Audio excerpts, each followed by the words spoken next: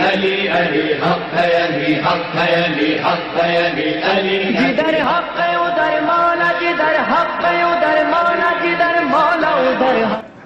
ایک سوال اپنے ذہن میں آپ بھی رکھتے ہوں گے، ہم بھی رکھتے ہیں، کہ اس فقہ کو فقہ امام صادق کے نام سے کیوں یاد کیا جاتا ہے؟ اس کو فقہ علویہ کیوں نہیں کہتے؟ اس کو فقہ مرتضویہ کہہ لیجئے، اس کو فقہ حسینیہ کہہ لیجئے۔ یعنی جب فضائل کی بات کرتے ہیں، مناقب کی بات کرتے ہیں، تو مولائے متقیان سے بہتر فضائل میں اور کون ہے؟ جس کے لیے اتنا جملہ کافی ہے، ما قام ولا استقام الدین، نہ قیام دین کا ہوتا نہ استقامت دین میں ہوتی اگر دو چیزیں دستیاب نہ ہوتی، ایک ختیجہ کی دولت، ایک تلوار علی ابن ابی طالب۔ تو اگر اس فقہ کو فقہ علویہ کہہ دیا جائے تو ہم فقہ بھی ہوگا اور نام علی منسوب ہو جائے گا۔ دعوت فکر ہے ان کے لیے جو مولا سے اظہار محبت بہت شدید کرتے ہیں، تو آؤ مل کر نام تبدیل کر لیں، اس کو فقہ علویہ کہہ دیں۔ دوسری بات، اس کو فقہ حسینیہ کہہ دیتے کہ سرکار سید الشہداء سے زیادہ بھلا کون ہے جس نے دین کو اپنی جان، اپنی اولاد، اپنے اموال، حتیٰ کہ اپنی بہنوں کی چادر جیسی قربانی کے ساتھ بچا لیا۔ اگر حق کے تشکر ادا کیجئے تو کہنا چاہیے نا فقہ حسینیہ، فقہ علویہ۔ لیکن یہ سوال، اس کے جوابات کئی انداز سے، اور انشاءاللہ پھر آہستہ آہستہ کچھ باتیں آج واضح ہو جائیں، خدا کرے کچھ باتیں کل اور پرسوں مکمل ہو جائیں۔ تو پہلی بات تو سوال کا جواب کہ کیوں کہتے ہیں اس فقہ کو فقہ جعفریہ؟ ہے تو شریعت ایک، ہے تو اسلام ایک، ہے تو دین مصطفیٰ ایک، پھر فقہ کا نام فقہ جعفریہ کیوں؟ تو پہلے تو کچھ مثالوں سے بات کو واضح کیا جائے۔ اس میں کوئی شک نہیں کہ جیسا زمانہ امام جعفر صادق علیہ السلام کو نصیب ہوا،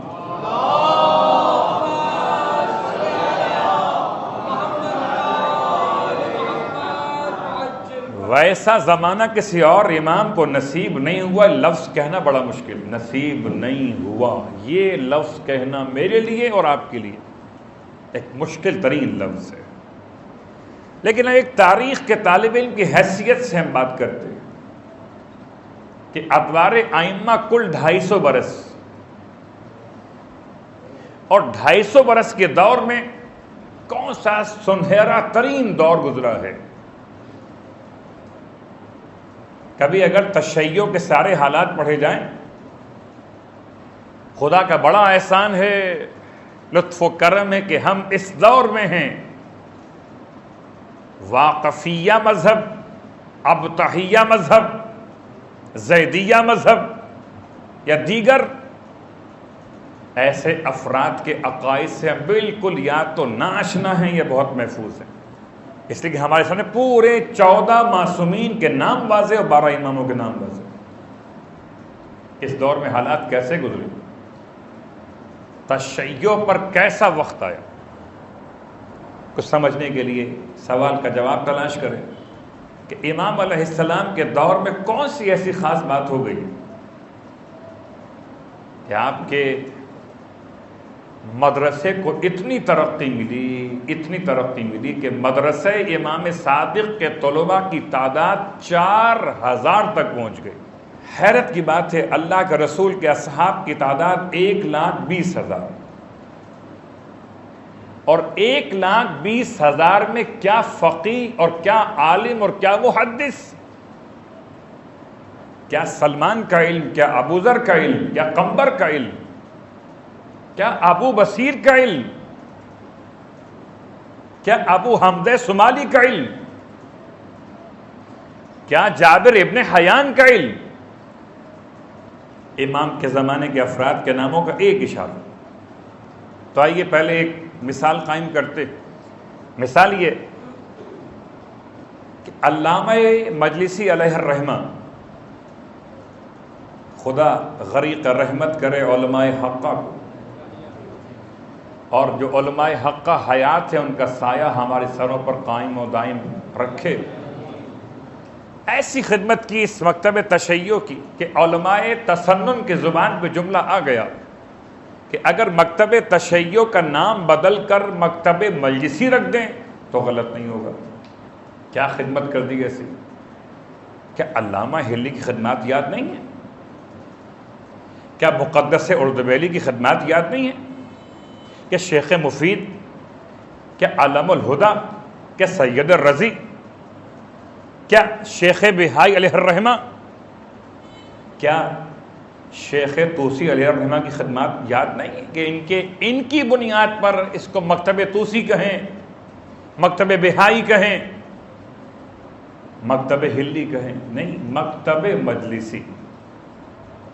غیر یہ بات کہتے ہیں کہ اگر اس مکتب کا نام مکتب مجلسی کر دیا جائے تو غلط اور بیجا نہیں کہ ایسی خدمت، اگر مجلسی ایسی خدمت کریں کہ غیر کہیں کہ نام رکھ دو مکتب مجلسی تو حق ادا ہو جائے گا۔ گویا جیسے کوئی اپنے گھر کو سنوارتا ہے۔ بہت غور کیجئے گا، لوگ مسجد و امام بارگاہ میں کیسے آتے ہیں وہ الگ موضوع، اپنے گھر سے محبت کیسے کرتے ہیں وہ الگ موضوع۔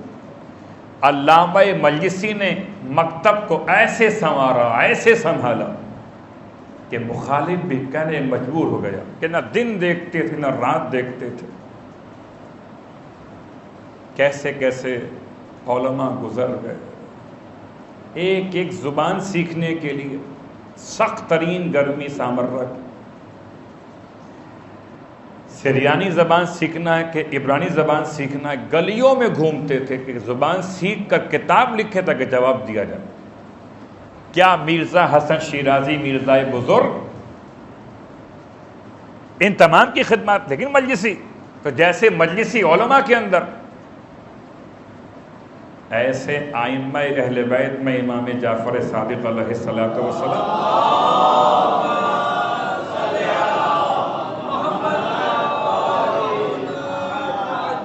یعنی اب اگر فقہ آل محمد کو فقہ صادق کہہ دیا تو اس لیے کہہ دیا کہ آپ کے زمانے میں جو آپ کو دو اعتبار سے موقع نصیب ہوئے، ایک بنو امیہ کا جاتا ہوا اقتدار، ایک بنو عباس کا آتا ہوا اقتدار، جانے والا اس کو بچانے کی فکر میں، لانے والا اس کے قیام کی فکر میں، اور امام امت کی نجات کی فکر میں۔ نہ اس طرف سے فائدہ اٹھایا اور نہ اس طرف سے فائدہ اٹھایا، امام نے امت کی نجات کا ایسا راستہ اختیار کیا کہ اسم بمسمى جعفر ہو گئے۔ جعفر کہتے ہیں بہتی ہوئی نہر کو، اور بہتی ہوئی نہر کسی کی ملکیت نہیں ہوتی، جو چاہے اس سے ہاتھ دھو لے، جو چاہے اس سے پانی لے کر سیراب ہو جائے۔ امام نے اپنے علم کو اس انداز سے پھیلایا کہ اپنے ہو کہ بیگانے ہو، سب کے سب امام جعفر صادق علیہ السلام کے مکتب سے استفادہ کرتے چلے۔ ایک تو جواب علماء نے یہ دیا، اور اگر اس دور کی مثال یاد نہ ہو تو آج کی بات کر لیں۔ دنیا بھر کے تشیع سے محبت کرنے والے، امام مہدی علیہ السلام کے ناصران تیار کرنے والے، مگر سرزمین حجاز سے محمد بن سلمان کا یہ بیان کہ ایران امام مہدی کی آمد کی تیاری کر رہا، جب مخالف کہنے لگے اسے کہیں اور دکھائی نہ دیا کہ امام مہدی کے لشکر کی تیاری کہیں اور بھی ہو رہی ہے کہ نہیں ہو رہی، اسے سمجھ میں آیا تو ایک ہی مقام۔ تو اب کیا کیجئے کہ اگر سمجھ میں آیا تو ایک ہی نام کہ فقہ کو نام دیا جائے تو فقہ امام صادق نام دیا جائے۔ لیکن ایک اور جواب جو علماء نے دیا وہ کیا ہے؟ کہتے ہیں بات یہ کہ اس زمانے میں چونکہ آئمہ کے نام سے فقہ منسوب کیے جا رہے تھے، فقہ حنفی، فقہ حنبلی، فقہ شافعی، جب نام منسوب کیے جا رہے تھے آئمہ کے نام سے اس لیے زمانے کی روش کی بنیاد پر نام پڑ گیا فقہ صادق علیہ الصلوۃ والسلام. آپ پڑھے محمد